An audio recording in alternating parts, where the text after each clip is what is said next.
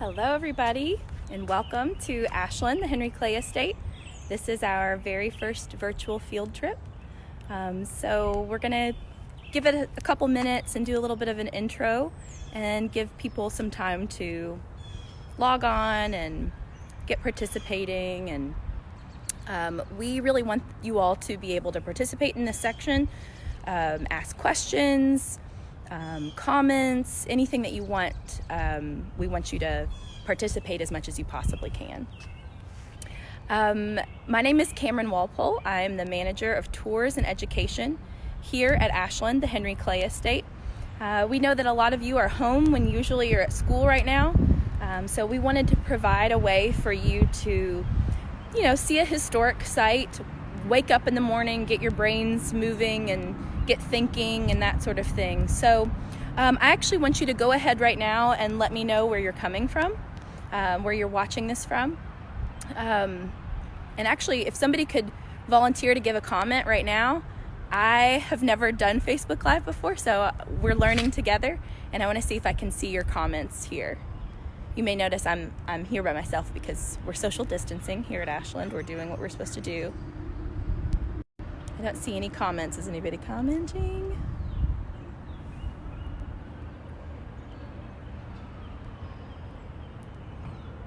Well, we will, maybe next time I do this, I will have learned a little bit more about it. We'll just go ahead and start. I don't think I can see your comments right now. We're here at Ashland, the Henry Clay Estate. I want to go ahead and kind of give you a view of what I'm seeing here. Right here in the middle of downtown Lexington. Got Richmond Road over here. Oh, I see a comment here. Hi, Kate. I would love it if some other people posted some comments where they're watching this from. I just want to make sure that this is working so everybody can participate.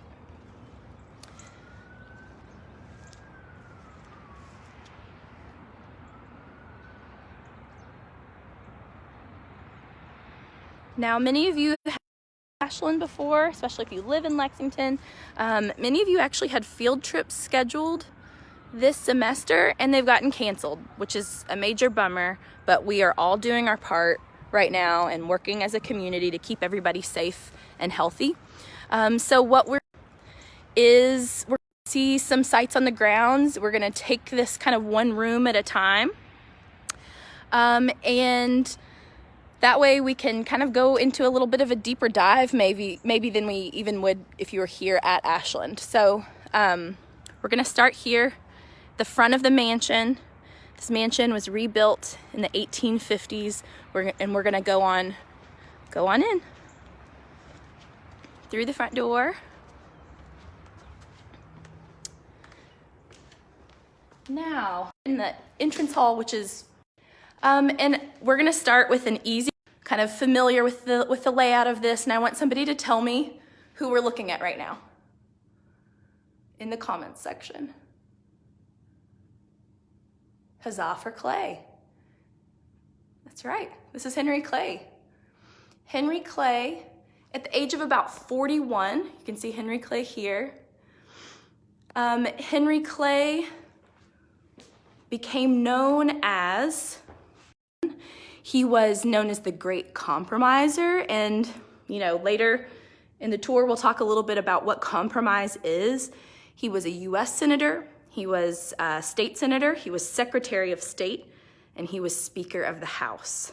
So Henry Clay held a lot of positions over the course of his career. And a statesman, that just means that he kind of held different positions in the government, and he was working his whole career to keep the Union together. But back to that nickname, Henry Clay being the favorite son of Kentucky. Well, can anybody tell me, was Henry Clay born in Kentucky? Go ahead and go.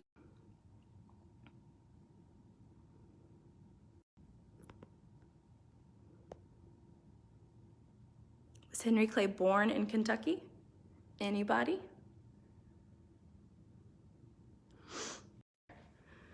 We have right here, and he was not born in Kentucky. He was born in Virginia, in an area of Virginia called the Slashes. This is Hanover County, Virginia.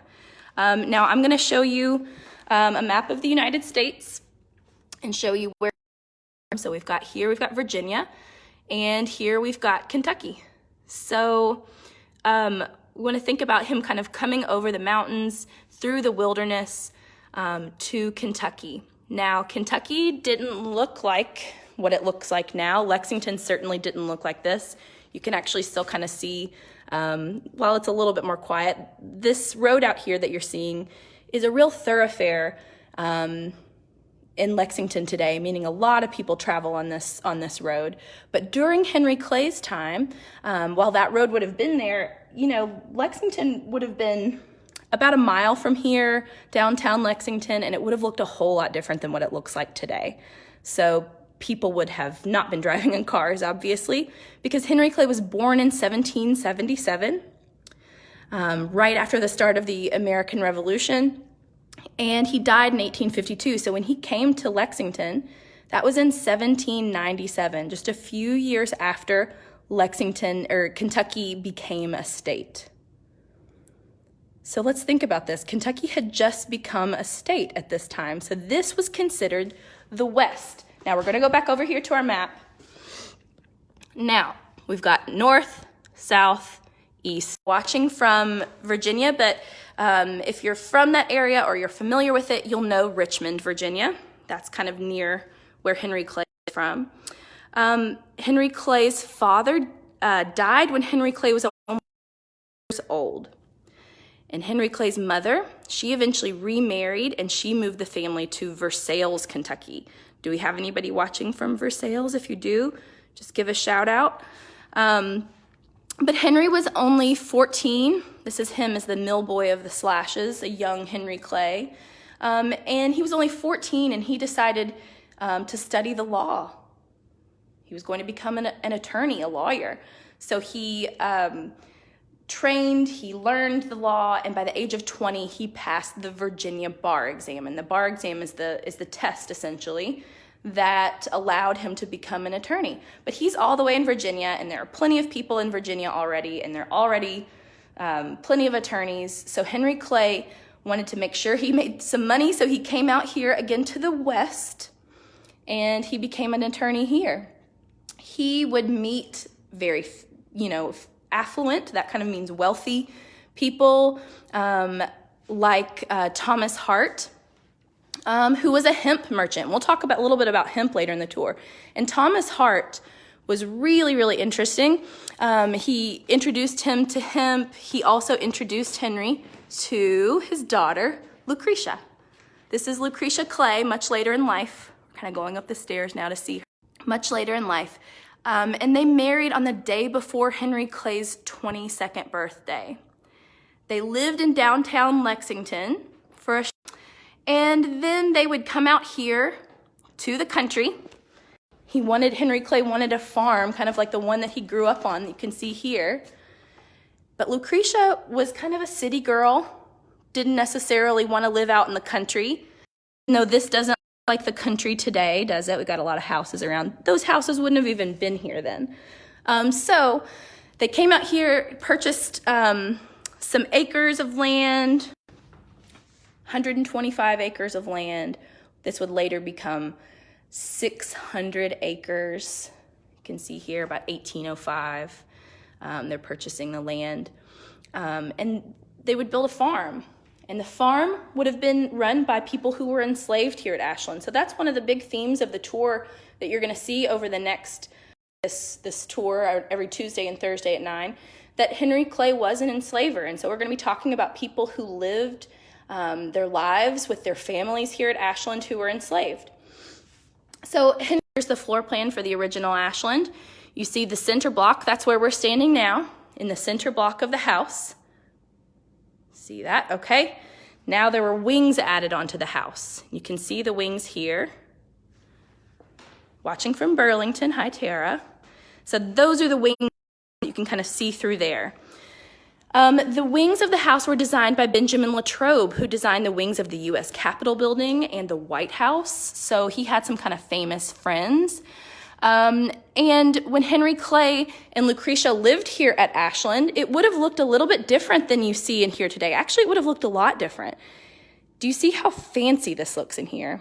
All of the ornate light fixtures and cornices, none of those would have been here. It would have been a much more plain looking building done in the federal style. This is an image of what Henry Clay's version of Ashland looked like. You can see Henry Clay sitting there in the front of the yard. You see the house.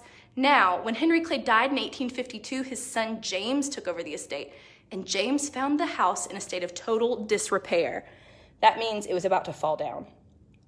So he had to do something. He had to kind of make a big decision. Was he going to, try to salvage the house or tear it down and rebuild? And that's what he ended up having to do. He was kind of forced to tear the house down and rebuild it. And he wanted to do this as a testament to his father. And so what did he do? He used the exact same floor plans that his father had used. So the house that we're standing in today, while it has very similar features in terms of how it's laid out, Henry Clay never would have stepped foot in it. He would have been very familiar with it, though, the layout of it. Now, I'm going to show you something pretty cool. We have these pocket shutters that you're going to see throughout the house, and notice I'm wearing gloves to touch anything in the house. And I'm wearing these gloves because we all have little oils on our fingers. So go ahead right now and kind of go like this. You will notice that you've got oils on your fingers every time you touch something, especially something old. It's going to leave those oils on that and it can damage it. So I'm going to open up these pocket shutters for you. These pocket shutters were made from wood from the original Ashland. So I'll kind of back up so you can get a better sense of what that would look like. They would have been on all the door or all the windows. Would have kept in the heat in the winter, out in the summer. So those are really kind of useful and beautiful things. You all probably have things in your house that are pretty, but they're also useful too. So that's kind of cool. Now, let's think about what life was like when Henry Clay was here. Again, Henry Clay lived from 1777 during the American Revolution all the way up until 1852. He was 75 years old when he died, so he saw a lot right before the Civil War, right? So his generation is really trying to keep the country together. That's what he was all about, keeping the country together. Now, when he and Lucretia lived here, again, downtown Lexington, while it's just a quick, couple minutes in a car, it would have been a while to get there. Back during Henry Clay and Lucretia's time, they would have had a coach driver, an enslaved man named Aaron Dupuy, would have been driving the coach and bringing guests into the house. But of Aaron Dupuy's son, Charles. Charles would have done the same thing as Aaron got older. He would have been opening the door, kind of charged with as an enslaved man. Okay, let's see. Now, Henry Clay would have been living here. Again, this is Kentucky. For those of you all who are just joining us now, the early days of Kentucky. He came here in 1797 and in Henry 97, and Kentucky became a state just a few years prior in 17. Then Henry Clay's son James took over the house. For a short time, it became Kentucky A&M. Sorry, I'm trying to get this where there's no glare. Kentucky A&M, which is the precursor to the University of Kentucky. So if you can imagine, this building was part of, if we have any Cats fans out there, you can kind of think about Ashland being the start of that. We also have Anne Clay McDowell, Henry Clay's husband, Henry Clay McDowell, no relation. And we also have the next generation, Nanette McDowell Bullock, who set up the Henry owned and operated by to this day. So her son still lived here until 1950 in 1950. So that's the first kind of questions. Make sure you leave them in the that you all can, you can see what you want to see while you're here. And again, this is my very first time doing this, so if there are things that you would like a little bit more information, be happy to do that next time. We are going to do this again on on Thursday, 9 a.m. Eastern Standard Time. And that's when we're going to go into the dining room and the drawing room. So we'll get a little bit more detail on those rooms next week, or excuse me, not next week, but on Thursday. So if you have any questions, if there's something specific that you're wanting to know about or something specific that you're wanting to see, let me know in the comments section and we'll explore it a little bit more on Thursday. So thank you all so much for joining us. Please remember that you feel free to comment, let us know where you're coming from, any questions that you may have, and we're going to explore this history in a totally new way together. If parents, if you're watching with your kids, if you want to support Ashland during this time, you can buy gift cards on our website. You can go to the lower right-hand corner of our website, henryclay.org, to purchase tickets or gift cards. You can also become a member right now. You can do that on our website. You can donate to Ashland. We don't get any state or federal funding. We are totally operated an independent nonprofit. So our ability to share this with the public depends on ticket sales. So we would love for you to join and become a member. Lots of awesome perks with that: free tours, discounts at events, and discounts in our awesome museum store. You can actually go on our website right now and to the very top, Henry on shop, and you can shop. If you have any questions at all, I've got a comment that says it was cutting out. What did you say about UK starting at Ashland? Well, while we're here, let's just go back and thank you, Michelle. Okay, I'm gonna turn it back around. So Michelle's asking, what did I say about Kentucky A&M starting at Ashland, the University of Kentucky? Well, for a short time,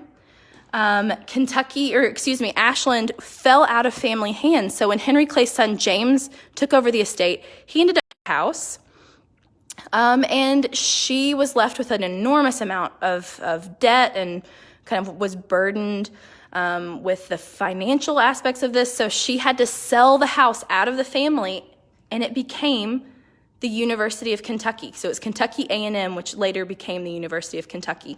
So you can kind of see the Agricultural and Mechanical College here. Those buildings don't exist here today.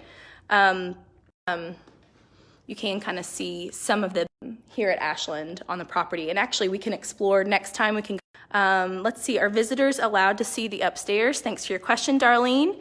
Yes, visitors on one of our Facebook Lives in a couple of days. Maybe we'll go upstairs and see a little bit more too.